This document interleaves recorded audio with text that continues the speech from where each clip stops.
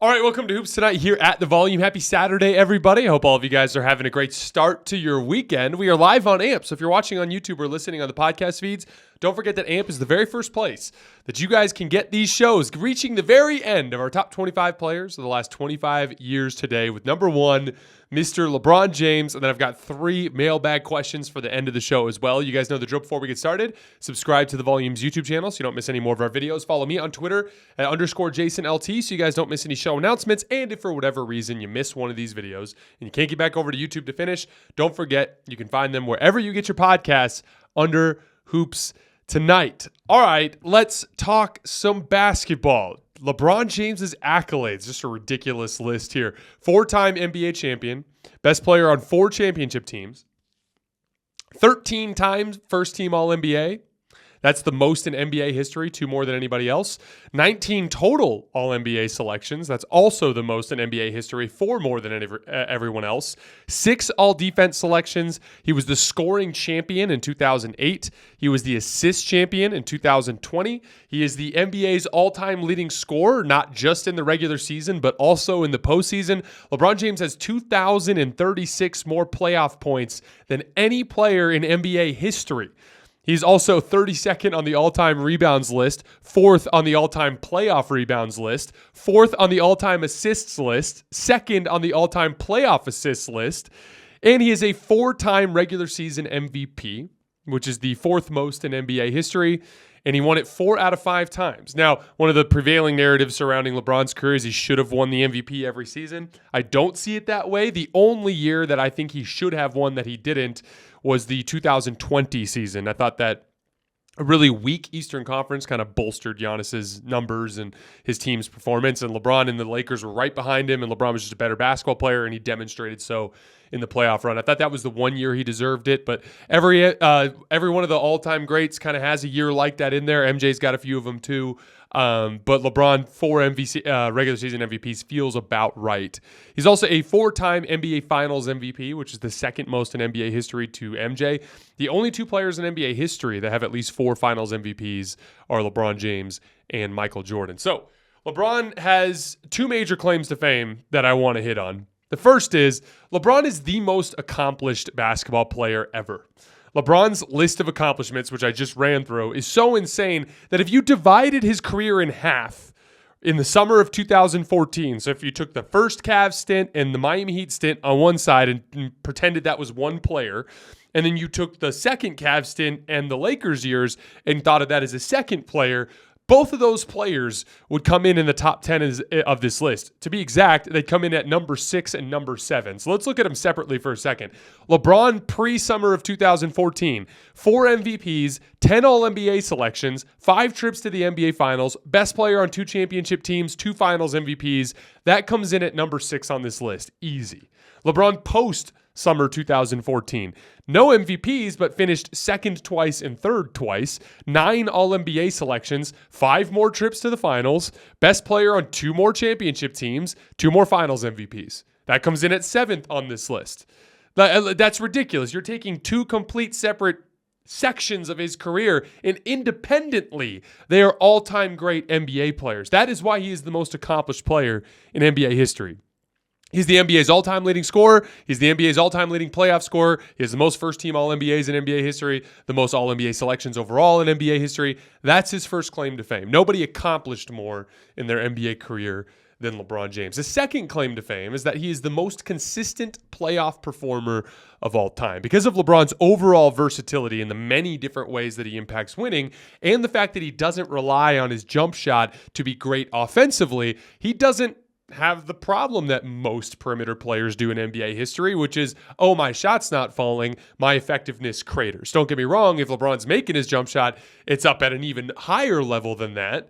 But on any given night, because LeBron doesn't need to make jump shots to impact winning, he was the most consistently great playoff player in NBA history. Here's a little stat. Obviously, you just knew that from watching him. And as a fan, what it was like rooting for LeBron was like every single time there was a big playoff game, you just knew he was going to play well. I don't really know how else to describe it. It was like from about, I would say from 2017 on, if it was almost certain, but it was kind of something that was taking place before then as it built that faith and confidence. But like 2017-18, the 2020 playoff run, if there was a big game, I just knew LeBron was going to play well. It was the craziest thing. As a fan rooting for him, it was a wild reliability that he had. And I wanted to give a stat to kind of demonstrate that for you guys. So LeBron James shot below 40% in a playoff game just 19 times in 168 playoff games from 2012 to 2020. That's the period that I think LeBron was the best player in the world, from 2012 to 2020. 7 of those 19 games were in that 2015 season when he had the bad back and both of his co-stars were hurt, so he was facing obviously some pretty tough coverages. During the 9 years that MJ, during that 9-year stretch there for LeBron, there was about a 1 in 10 chance, 19 and 168 playoff games, roughly about a 1 in 10 chance that LeBron would have a rough offensive night, right? To give you an example, Michael Jordan in the 90s shot below 40% 23 times in 142 playoff games.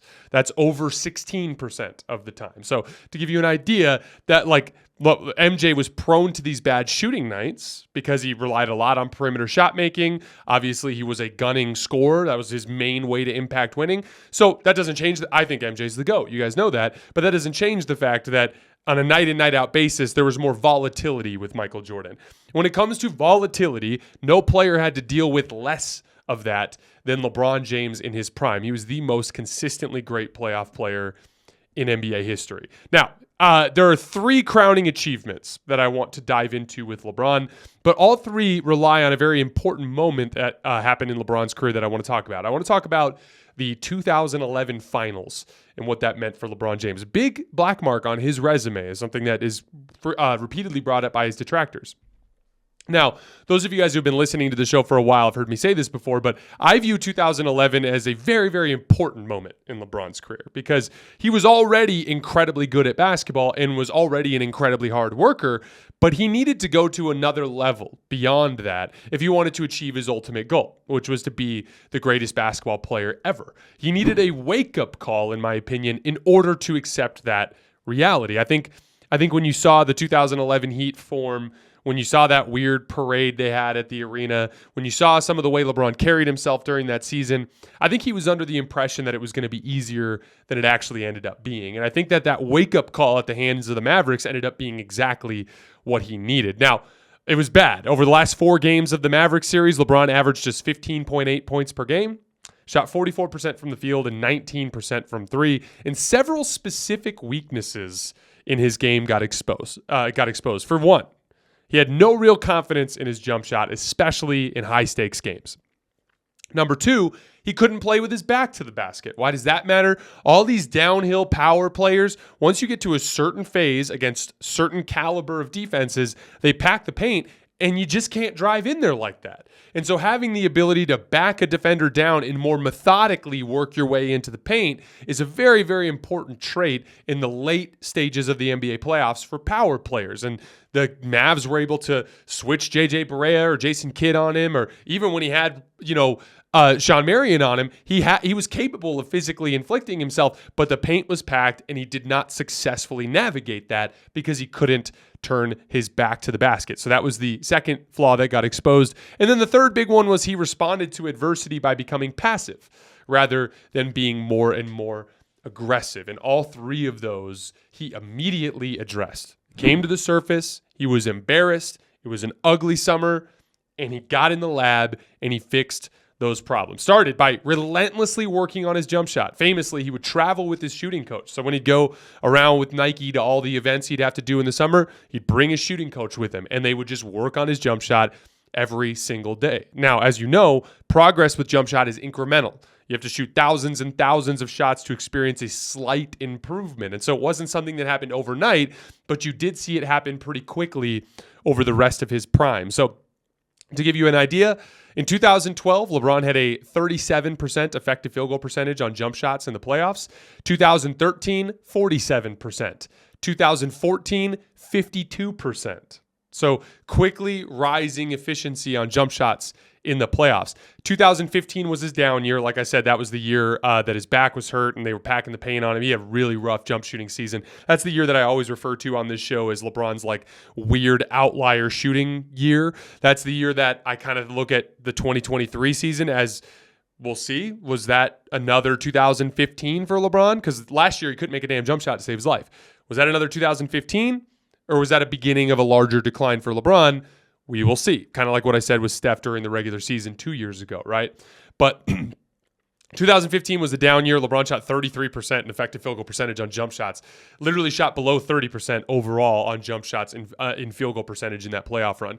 But back to normal in 2016, 47%. 2017, 56% effective field goal percentage. 2018, 49%. 2020, 50%. So after he fell flat on his face, 47% or better in effective field goal percentage in 5 of the next 6 postseasons. So he basically took what was a great weakness in his game through relentless hard work and turned it into, now he's an above average jump shooter. And if you dare him to shoot, he'll beat you just like he did in the 2013 finals. And that's the most important part about it, was it wasn't just that he got better at it. He got to the point where he was confident and comfortable taking jump shots in big moments. Obviously, like I said, closing out the Spurs in 2013 with a jump shot. He had a massive 3 in the fourth quarter of Game 7 of the 2016 finals against the Warriors. And by 2018, and we're going to talk about this later, he just had this ridiculous confidence just coming out of him.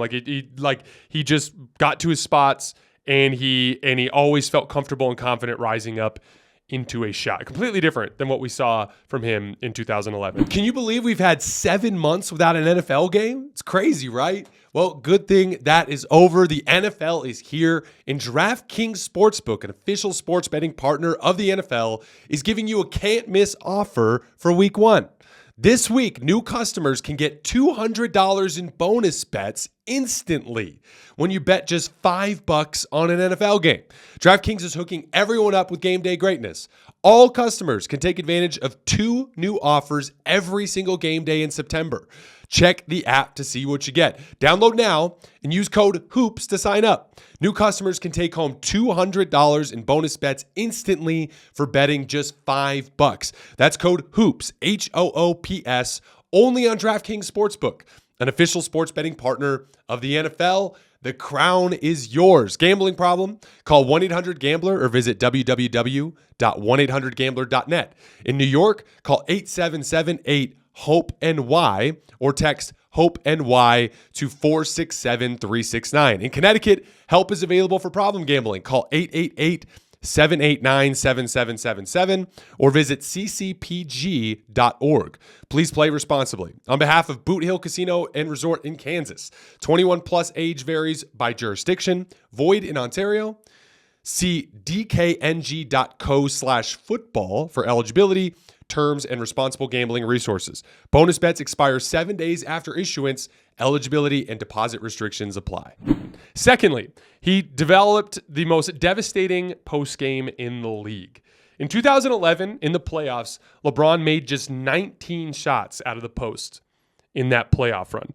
Now, in 2012, you saw that change in approach immediately manifest. He scored 35 made field goals in the 2012 playoffs out of the post, so almost double in one summer of working on his footwork and working on finishing moves there. By 2014, LeBron had become the very best post player in the entire NBA. In 2014, among 31 players to run at least 300 post-ups that season, LeBron finished first, scoring 1.12 points per possession, including passes. 2015 was the bad year, like I told you guys earlier. 2016, second place out of 19 players to run at least 300 post-ups. 2017, fourth place out of 19 players to run at least 300 post-ups. 2018, first place out of 17 players to run at least 300 post-ups. 2019, he got hurt and he still scored 207 points on 195 post-ups. And then in 2020, getting more towards the end of LeBron's career, third place out of 8 players to run at least 300 post-ups. So he went from a guy who was not comfortable playing with his back to the basket to being maybe the very best at it. And that's what I meant when I said he needed to push himself to another level that he wasn't even aware of at the time. He needed to fall flat on his face and be embarrassed to understand the level of work that was required for him to enter into the conversation with people like Michael Jordan. And he did. The relentless work ethic to fix his jump shot, the relentless work ethic to add footwork and polish in the post. He also added a ton of footwork and a polish to his handle to turn himself into a top-tier shot maker. Now, you saw this more in that 2017 to 2020 range, but all of that improvisational creative scoring, all of that touch and adjusted release points and dribble combinations and footwork and stuff that you need to create and make tough jump shots over the top of the defense, LeBron had become one of the best players in the league at that towards the tail end of his prime. And then the last one, like I said earlier, he had responded to adversity by becoming passive rather than aggressive. You saw that pretty quickly in 2012 when his back was against the wall. So let's get to his first crowning achievement. Winning back-to-back MVPs, finals MVPs, and a gold medal in 2012 and in 2013. So in 2012, LeBron comes out the gates absolutely blazing. He goes 38-8 in their first 9 games on 60% from the field. The Heat go 8-1. LeBron finishes the year averaging 27-8-6 on 61% true shooting. First team All-NBA, first team All-Defense, wins the regular season MVP. But riding high going into the playoffs, Chris Bosh gets hurt in Game 1 of the Pacers series, pulls a muscle in his abdomen, and all of a sudden it gets rough. They drop back-to-back games in Game 2 and in Game 3. They're on the road in Indiana, down 2-1, facing serious trouble. LeBron drops 40 points, 18 rebounds, and 9 assists on the road in Game 4 to tie the series. The Heat then regain control of the series in advance. But Bosh doesn't come back until Game 5 of the Celtics series and comes off the bench for the rest of the series as a limited version of himself. So the Heat find themselves down 3-2 on the road in Boston, facing serious trouble, and LeBron plays one of the very best games of his career, a 45-point masterpiece, just crushing the souls of the Boston faithful and leaving no hope for victory. I was actually watching Steph's Game 4 against Boston the other day, and all I could think is like, man, Boston's had a rough go of it. Like, they've had some good teams that lost in rather heartbreaking fashion at the hands of superstars in recent years, right? Like between 2010 Kobe, 2012 LeBron, 2023 or 2022 Steph, like it's been pretty rough there. But then in Game 7, after he scores 45 to send it to Game 7, scores or assists on 15 consecutive points in the fourth quarter to put the Boston Celtics away. If you guys remember, that was the birth of semi-transition LeBron. He started just kind of getting ahead of steam on Paul Pierce from half court, and he just could not keep him in front. He had that driving and one, then the driving dunk, and then the driving pass to Chris Bosh in the corner. Those of you guys who were Heat fans at the time will remember that game very well. The 2012 finals were an epic duel between LeBron James and Kevin Durant, but LeBron stole the series in crunch time. In that series, LeBron had 14 points in clutch situations on 4 for 7 from the field, compared to Kevin Durant, who only had 7 points on 2 for 8 shooting in clutch situations in the series. That was basically the difference in the series. The first 4 games of the series were all very close and all came down to clutch situations. KD got Game 1, but in Game 2, LeBron scores or assists on the last 8, LeBron scores or assists the last 8. I can't talk. In Game 2, LeBron scores or assists on 8 of the last 10 points in the game for the Heat. And then in Game 3, the Thunder are up by 1 with 7 minutes left. LeBron generates every single Miami Heat point, except for one Wade bucket, an and one, in a 13-8 run that puts Miami up by 4 with 16 seconds left. And they end up going up 2-1 in the series. And then Game 4, you guys might remember the cramp game. LeBron hits the biggest shot of the game, tied at 94 late in the fourth quarter, hits a pull-up 3 at the top of the key that ends up being the go-ahead shot. And then Game 5 was basically a blowout. But you guys get the deal. KD gets Game 1, Game 2, Game 3, Game 4. LeBron James wins those games in crunch time with slow-down half-court shot creation, something that was a weakness for him in the past. And so that was what was kind of cool about that 2011 moment, was it was this ugly moment that he immediately rectified and then came back and basically put forth one of the best redemption stories in NBA history, saving their asses against Indiana, saving their asses against Boston, and then closing the NBA Finals in crunch time against the Oklahoma City Thunder. All right, moving on to the 2012 Olympics that summer. Far and away the best player on the team. If you guys remember, him and Chris Paul both have a bunch of clutch plays down the stretch against Spain as they end up winning the gold medal. This was a crazy stat. LeBron finished the summer of 2012 scoring 77 points on 58 post-ups and ISOs. That's 1.33 points per possession. That's completely outrageous. Then he goes into 2013, another summer, working on his jump shot, working on his post moves, comes in looking like the best player alive. Now, I want to fast forward to February, specifically February 3rd of 2013. LeBron rips off 6 consecutive games with at least 30 points on at least 60% shooting from the field. But not only was that a crazy stretch of efficient scoring output, that also was the first 6 games of an epic winning streak. The Heat ripped off 27 consecutive wins in the spring, the longest streak in NBA history, and the longest streak in, the second longest streak in NBA history, and the longest in modern basketball, because the 1972 Lakers were the longest streak with 33 games. Again, 1972, an entirely different era of basketball. So basically the longest winning streak in modern basketball history. LeBron, in that winning streak, averages 27, 8, and 8 on 58% from the field.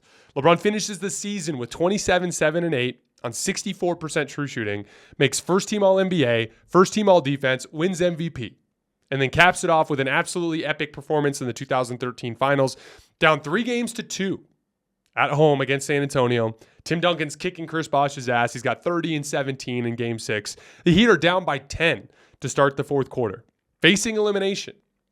And LeBron just locks in and puts forth yet another incredibly dominant stretch of basketball, generates 20 of the first 22 Heat points in the fourth quarter. A 22-9 run that leaves the Heat up by 3 late. Now, you guys might remember this as the birth of no headband LeBron, because he lost his headband and played without it for the rest of that game. But that also was the birth of ball screener LeBron, because they started to break out that Mario Chalmers, LeBron James pick and roll, where LeBron was the screener in that specific situation. We've now seen a lot more of that with LeBron in later years. But then Tony Parker, another guy who was on this list, makes 2 ridiculous plays, a step back 3 in LeBron James's face to tie it, and then this ridiculous turnaround jump shot in the short range over Mario Chalmers to put him up by 2 with less than a minute left. LeBron has a couple bad turnovers. He gets stripped by Kawhi Leonard on like a spin move, and then he tries to throw a lob pass to Chris Bosh that is off target, and all of a sudden they're down by 5 with 28 seconds left, but LeBron hits a 3 to get it back to 2, and then Kawhi misses a free throw, and then Ray Allen hits a 3. They go to OT. And then LeBron scores or assists on all 3 Heat buckets in OT, including him himself making the go-ahead shot with less than 2 minutes left, a little pop shot from about 7 feet away. And then Chris Bosh blocks Danny Green in the corner. We're going to Game 7. In Game 7, LeBron's game completely comes together. He hits 5 threes. He goes 8 for 8 from the free throw line. Really starts picking on Tim Duncan in switches in the fourth quarter, hitting pull-up jump shots in his face, like using good rhythm combinations to set his rhythm and then rise up and knock down shots. And then he hits the biggest shot of his life, up by 2 with less than 30 seconds left. The Spurs were daring LeBron to shoot, like playing way off. Kawhi's guarding LeBron just above the foul line. And so Spoelstra has Mario Chalmers come start setting ghost screens at the foul line, right? And essentially the Spurs have Tony Parker like hedge and then recover. And LeBron just finds that little gap between Tony Parker's hedge and before Kawhi Leonard closes out and stops and pops from 20 feet on the right elbow, knocks down the shot, ices the game. And the Miami Heat win their second consecutive NBA championship. You know, I put in my notes the fist pump because this was something that I remember in the moment was cool as a basketball fan. LeBron makes the jump shot over Kawhi that it basically wins his second championship. And he walks over to the sideline and you can visibly see him like a lot of LeBron celebrations over the years are like, you know, normal player celebrations where they're kind of like, you know, it's kind of like performative for the crowd in a good way. I mean, like he's a showman, right? But there was like this private celebration LeBron has where he kind of is looking down and he just kind of pops his hand on his fist like that and says like, come on, or something like that.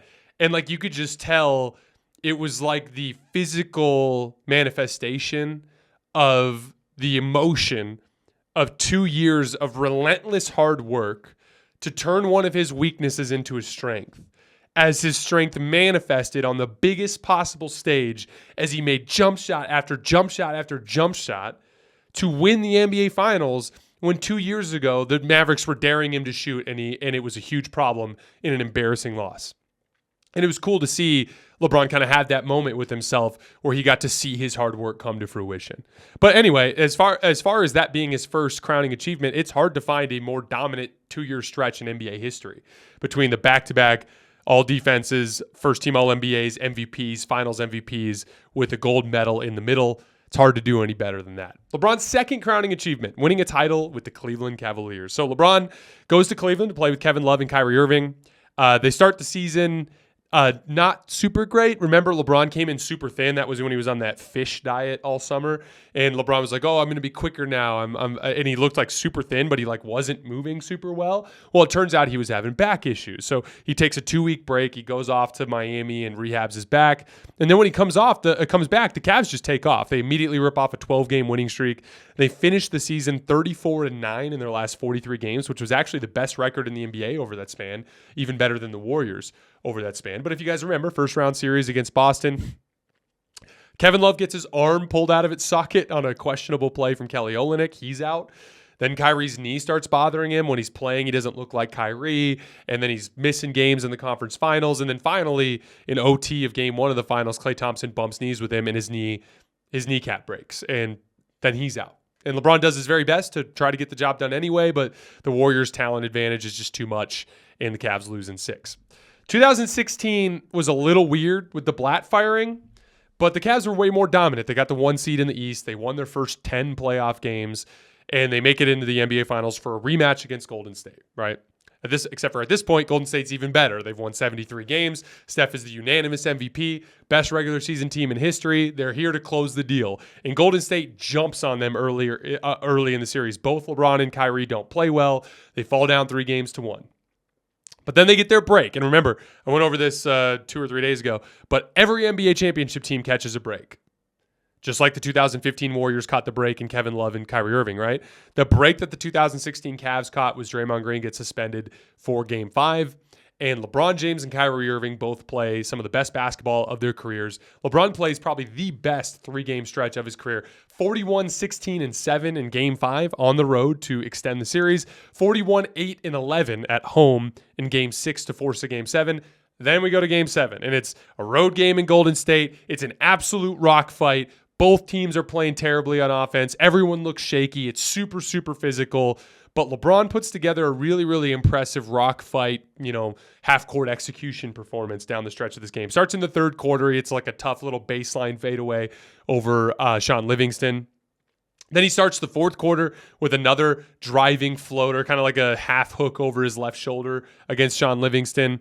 Then he makes this unbelievable driving bank shot on Harrison Barnes where he kind of rips through the left and he elevates from about the semicircle and kind of floats in the air and double pumps and then banks it in off the glass with one hand. Just a ridiculous shot. That little right-handed bank shot on the left side of the basket became a big shot for LeBron towards the tail end of his career. But then after that, he starts picking on Festus Ezeli on switches, and you guys will probably remember this sequence where LeBron gets Festus on the switch, he pump fakes, Festus jumps, shoots into him, draws the foul, makes all 3 free throws. Very next possession, gets Festus on another switch. This time Festus doesn't want to contest because he doesn't want to foul. Now LeBron just rises up and shoots the 3, knocks it down. Now they're up by 2. But Klay Thompson ties the game, and we go into classic rock fight basketball. For almost 4 minutes, no one scores. Like Steph's missing shots, LeBron's missing shots. No one's able to score. But then Kyrie does this kind of pull-over dribble floater that he misses long off the glass. And the long rebound sparks a 2-on-1 fast break with Steph and Andre Iguodala. LeBron James is out of the play, trailing on the left side. And he runs harder than he's ever run in his life and makes the most unbelievable defensive play in NBA history, rising up to block Andre Iguodala and keep the game alive, stopping that one easy layup that would have broken the dam in an 89-89 game. Then LeBron misses, Steph misses. Call a timeout. LeBron selflessly understands he's out of rhythm and he's tired, and he points over at Kyrie Irving. Kyrie Irving gets the shot, gets Steph Curry on a switch, makes a step back 3. The rest is history. And you know what was cool about that one is you could just tell that one meant more for LeBron than all the others. It's funny because the 2020 championship, you look back and that was a super important championship for LeBron's legacy, right? That puts him in that 3-6 with MJ. It's like, dude, you can't even have that conversation. 4-6 with all the longevity stuff. LeBron fans have been making that case for years now, since 2020. right? That's not a case I make, but it's a case that a lot of people make. That was a very important championship for LeBron's legacy. LeBron's reaction to that was different. Like, it was kind of, classic LeBron, like confident LeBron. Like, it's a cigar smoke on Instagram, up in smoke tour. I just busted everyone's ass, let them know what it is, right? Like, it was a cool moment, but nothing was like what that Cavs championship was like. You could tell it meant something to him on a level emotionally that nothing else that he had accomplished in his career meant. Final crowning achievement. I'm referring to this as LeBron's total mastery of the game. Now, it was totally wasted on an incredibly limited roster with the 2018 Cavs. Remember, Kyrie Irving demands a trade. At the time, there's all this conversation. It's like, oh, did LeBron push Kyrie out? Now we know in retrospect that was stupid because this was just the first of like 6 different Kyrie crazy outburst saga ridiculousness, classic Kyrie behavior, right? But the trade backfires on the Cavs because Isaiah Thomas ends up hurting his hip and not looking like the same player. They flip him for some more role players, and they just didn't really have any shot to win, right? They have real trouble with Indiana in the first round. They have real trouble with Boston in the conference finals. But I think this was the very best version of LeBron James, and quite possibly the very best basketball player we've ever seen. In fact, I think if I had to pick one specific version of one basketball player, I would pick 2018 LeBron as the best basketball player that I've ever seen. He is 46-12 on the Pacers in Game 2. 44-10-8 in the game-saving block on Victor Oladipo and a game-winning buzzer beater in Game 5. 45-8-7 in Game 7 when facing elimination to beat the Pacers. Then we go into the Toronto series where the Raptors are favored and they're the 1 seed in the East. He hits the game-tying shot, a fadeaway over OG Anunoby on the right block. That sends the game to OT in Game 1 where the Cavs win. Then in Game 2, 43, 8, and 14 assists. Completely sucks the life out of the entire Toronto organization, coaching staff, team, and fan base by just hitting this ridiculous line of turnaround fadeaway jump shots. Every single one of them, just you could hear the crowd going like, oh my God, he made it again, right? Again, complete and total mastery of the game. We're not even close to being done with this list, by the way. Game 3 at home. Toronto somehow finds the will to keep fighting. LeBron hits a running one-legged floater at the buzzer to put them up 3-0. The audacity to take a running one-legged floater in a situation like that, finish the game with 38 points, 6 rebounds, and 7 assists. Then we go to the Boston series. 44 points on 61% true shooting in Game 4 to tie the series at 2. 46 points, 11 rebounds, and 9 assists in Game 6 to tie the series at 3. This is where he hit the back-to-back pull-up threes in Jason Tatum's face to ice the game. Then a masterful 35, 15, and 9 in Game 7 on the road. Another absolute rock fight to once again crush the hearts of Celtics fans and improbably send the Cavs to the finals. And this story culminates with Game 1 of the 2018 NBA Finals, quite possibly the greatest basketball game any player has ever played. You were heading into this ridiculous series, right, where it's like the most talented roster ever assembled in the 2017, 2018 Warriors, right, but still more or less the same guys. And they're like, ESPN's like showing these promos and they're ridiculous because it's like Steph and KD and Klay Thompson. And over here it's like LeBron James, Tristan Thompson, and Kyle Korver. And you're like, this is completely ridiculous, right? Like these guys have no chance. But LeBron pours in 51 points, 8 rebounds, and 8 assists, including what should have been the game winner over Steph Curry with 50 seconds left. But bizarrely on the other end of the floor, the Cavs draw a charge. I think it was LeBron who drew the charge if I remember correctly. But the Cavs draw a charge on Kevin Durant. They call it a charge. And then they overturn it, which at the time was like unheard of because they didn't have coaches' challenges at that point. They overturn it. KD gets 2 free throws. LeBron goes down again and makes another go-ahead shot, a driving layup, a up and under like nifty layup. And then Steph Curry gets the driving and one to put them up 1. LeBron hits George Hill on the cut, makes the first free throw, misses the second. We have the J.R. Smith play. Things fall apart in OT, and all of it ends in a loss, unfortunately. But that 51, 8, and 8 was probably very, very well could have been the best individual performance in a single NBA Finals game in the history of the NBA. The rest of the series, though, the Warriors just throw the kitchen sink at LeBron. They pick him up full court. They start doubling him everywhere. He averages an efficient 28, 9, and 11 in the final 3 games of the series, but it does end in a sweep. That lack of talent certainly was never going to be enough to overcome the most talented roster in NBA history with the KD Steph Warriors. LeBron finished that playoff run averaging 34 points, 9 rebounds, and 9 assists on 62% true shooting. He had 10 35-plus point games, 8 40-plus point games, and a 50-point game. 47 points in clutch situations on 50% from the field and 40% from three.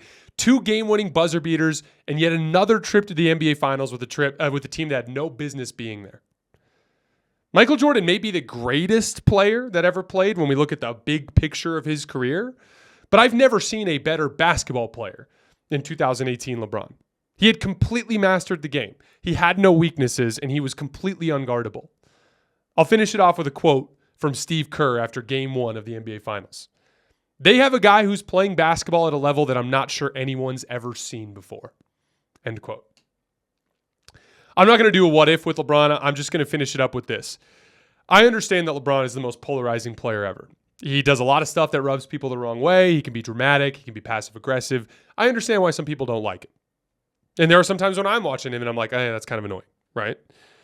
But what he's done and what he's still doing is not normal. And we may never see anything like him again. So we're getting close to the end here, guys. Like he's going into his 21st season. We saw his first significant playoff decline last year. So I just enjoy it while it lasts. Even if you dislike the guy. Like, we literally might not see this again. It could be decades. So just as a basketball fan, enjoy this while it lasts. I think people are taking LeBron for granted a little bit. All right, before we get out of here, I got 3 mailbag questions for you guys. First one's from Wesley.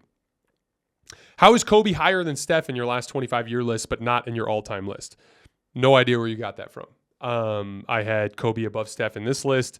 And then in my top perimeter players of all time, it's MJ, LeBron, Kobe, Magic, Steph, Bird. So I have Steph at 4th. So I'm not sure where that got confused, but I just wanted to clarify that.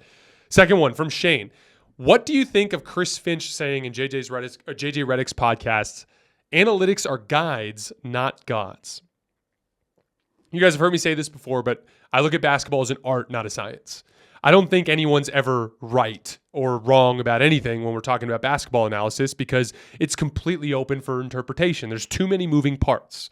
Like I said, it's an art, not a science. It's not like playing a game of war with cards where you drew a 4 and I drew a 3, so you win. That's not how it works. Like, there is so much open for interpretation. The only thing that is clearly scientific is the final score between 2 teams, right? Like, there's no doubt that the Denver Nuggets won the NBA championship last year.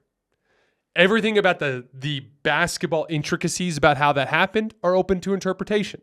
You'll have Nuggets fans that think Jokic was played the best basketball anyone's ever played, and it was just a bunch of role players. You'll have people that think it was an incredibly talented roster, and there are still people out there who don't think Jokic is the best player in the world, which I disagree with, but there are people who feel that way. And you can't prove it one way or another because there's too many moving parts. Even when it comes to the world of analytics, it's like that. Like, I've talked to you guys about this before, but I really like using points per possession on different play types to evaluate players, right? Like ISOs and post-ups and pick and rolls. But even then, are you in a weak Eastern Conference that year? Are you in a weak Western Conference that year? What about the overall makeup of your team? Are you running pick and rolls with a roll man that has bad hands and struggles to catch and make plays? Are you running pick and rolls with not a lot of weak side shooting? Like if you picked up let's just take LeBron for example for today. If I took him and I dropped him into the 2022 Suns, where he's playing with Mikal Bridges and Cam Johnson on the weak side, who are dead-eye three-point shooters, and DeAndre Ayton, a roll man who catches and finishes everything, and a legit backup ball handler in Chris Paul so he doesn't have to do everything on every single possession. Like, I would imagine his points per possession would be higher than it would be if he was on the 2022 Lakers with Russell Westbrook and a bunch of dysfunction, right? So even as we look at specifics and really refined and narrow data, it doesn't tell the full story. And so how do we expect to use these sorts of things? It's just a tool. It's just further context. You should never watch something in a game and reach an opinion without checking the numbers and just seeing how they influence that. You should never see a number and not check the footage to see if there's not something you're missing there. Everything goes hand in hand. The eye test isn't perfect. The data is not perfect. I do think the eye test is more accurate than the data, because if you understand what you're seeing, you can actually see that art and you can interpret that art. I think that sometimes the data puts people in a position where they don't see the bigger picture. But at the end of the day, like, I think any goal to try to turn basketball into a science is doomed to failure, and that this data is best used as a supplement to us actually watching the games. Last mailbag question from Jamario. We know you always talking basketball, but do you watch any football or keep up with football? I do. Football is a very important sport in my family. Both of my brothers played in college. My little brother was a very, very good college football player. He's a 2-time team captain at West Point as a middle linebacker, and is one of their all-time leading tacklers there. I was fortunate to be living in Charlotte when that was happening, so I got to travel around and watch him play a lot. Always been a big NFL fan. My entire extended family lives in the Dallas-Fort Worth area, so I'm a huge Dallas Cowboys fan. It's been a tradition in my family forever to go out to Texas for Thanksgiving and watch the Cowboys game on Thanksgiving Day.